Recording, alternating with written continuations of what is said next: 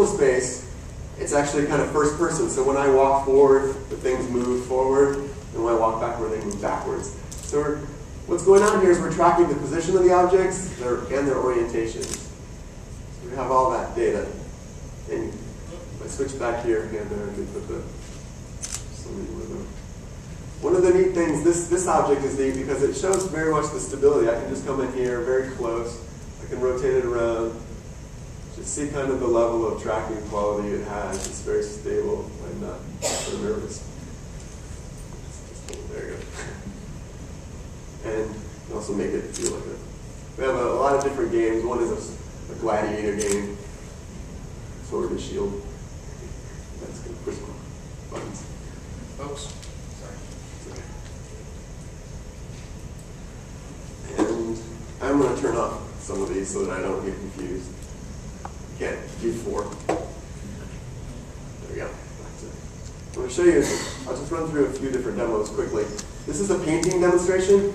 This one shows now I just went down to one controller. This is a demonstration using one controller. You see the colored sphere? I can actually dip it into that palette down there. And then the colored sphere matches that, and now I can draw with that color. So I can dip down into it. Oh no, let's go magenta again.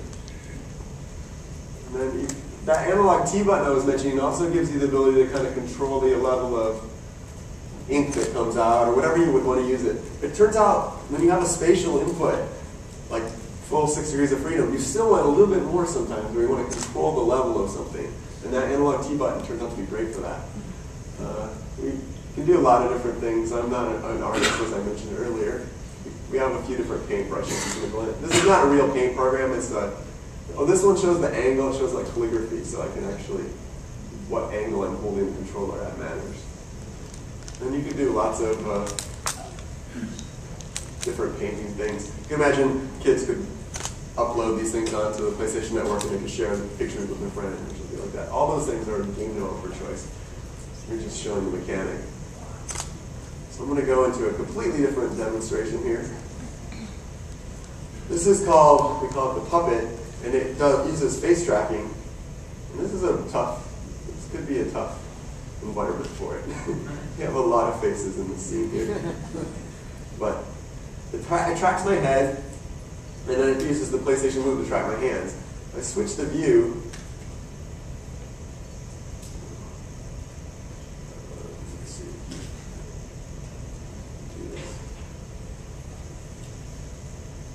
there we go.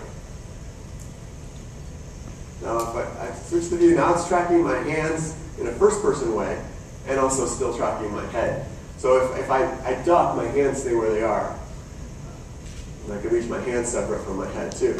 And that's using the old iToy kind of tracking capability and kind of combined with the new CPU power of the PS3. The other thing I want to show here is the fidelity. Again, the tracking of the hand is one thing, but I still don't have maybe what my hand does. But that analog T button I can use to squeeze. Now I have like my hand gripping things. I can do that independently for each hand. So you can imagine reaching out in the scene and grabbing things.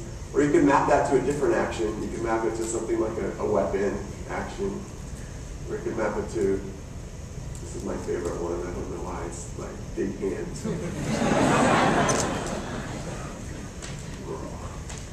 And another version of that, instead of moving the view like I was doing, I can control my body size too. I can be a little skinnier. And I can move around and jump.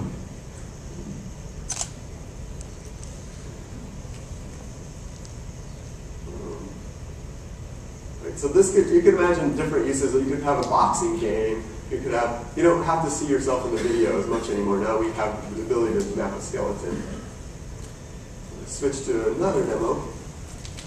This demonstration, we call it multi-touch. Sometimes we call it the Minority Report demo. You can use these two endpoints to create windows in like a virtual space. I can stretch the window, make it bigger. It's actually in 3D. I can grab it. I can move it forward, I can move it backwards, I can throw it, I can do those kind of things you would want to do with a traditional multi-touch system maybe. It doesn't have to be just a blank window and the other things. But we actually have a lot more data than this. We have a lot. I'm only using the 2 endpoints of the controllers right now, but we have all the angle information also. So if I switch, I can actually do a lot more kind of interactive. So it's like having a stretchy piece of paper. This is some of that somatic. I mean, actually, when we first made this, we're like, oh, we could just you just end up playing with it for a long time. Right? It's very somatically gratifying to have something that you can just kind of do whatever you want with it. And it doesn't have to be, you could make that also be something like, oh, here's a very strange thing. You don't have to do it in this space. I can switch spaces. I can go into a virtual space again. I'll put that video reference of us over there. Here's like a web page. Maybe you have a new product coming out. Look at that. Open a browser, or maybe the PlayStation Store would be open. You wanted a virtual desktop. Here's a map of the Earth. I'm going to go through this kind of quickly. Here's maybe a character of a game I like. And here's maybe another web page that's particularly relevant to me. So I have all these things that I've created in my virtual desktop space.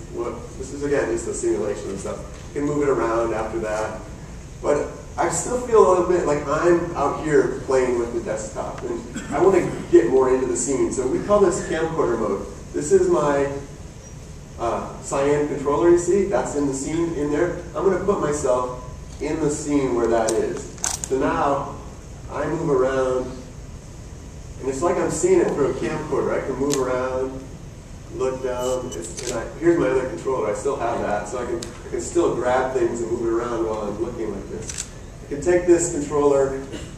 I can look down on the Earth there. I wasn't so nervous in front of people. Nice and steady. Zoom in. You can imagine a real-time strategy game where you have this kind of interface. I'm like sending my troops around the world or doing whatever. We don't exactly know what game developers will do this, but there's a lot of opportunity, I think. And the last demonstration, we call it a modeling demonstration. I'm going to switch into a virtual mode again. Here's my, imagine that's a piece of marble, please. And this is think of it like a lathe, and this is a sculpting tool. I can spin the marble on a lathe. This is our user-generated content demo. So I can carve away something like this. It gives you a little bit of that virtual pottery wheel feeling. I don't have to spin it while I carve. I can just carve directly. Do different things. I could use a different kind of surface, different shape to start with. Carve that out. Or again, I have that full 6 degrees of freedom to interact with it. I can switch tools. This is a sculpting tool, so instead of like carving, I can grab. So I can pull things up. We think this is really exciting for letting people make user-generated content or interact with things in a creative way. Our artists are actually playing with this now in-house just to see, they hooked it to a real professional modeling package, what it would be like. To bring it down to earth a little bit more, I mean, maybe that could be like a landscape in a game.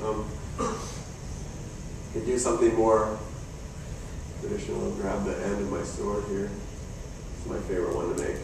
It's make it like kind of now more wicked looking sword, and then when I come into this view, and so I can go back and bring it back. And the last thing, if you start with a pretty rich thing made by an artist already, like this head model, you can actually do things that are pretty easy, really fast, because it's all already kind of been partly done for you. And if you grab the nose, and of course, you could, maybe the tool should be changing. Get crazy.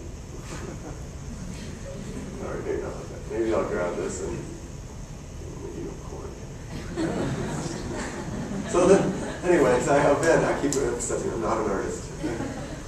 When our artists actually do these things, they actually can make some pretty cool stuff really fast.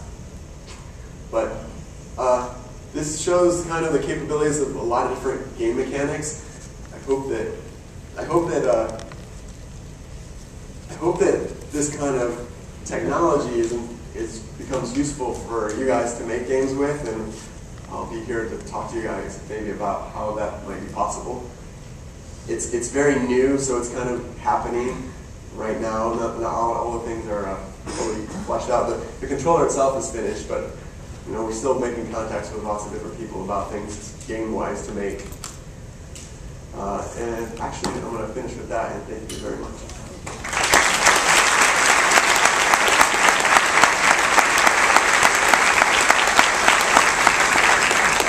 So while Marcus and his troop are getting a little bit ready, we can take a couple of quick questions.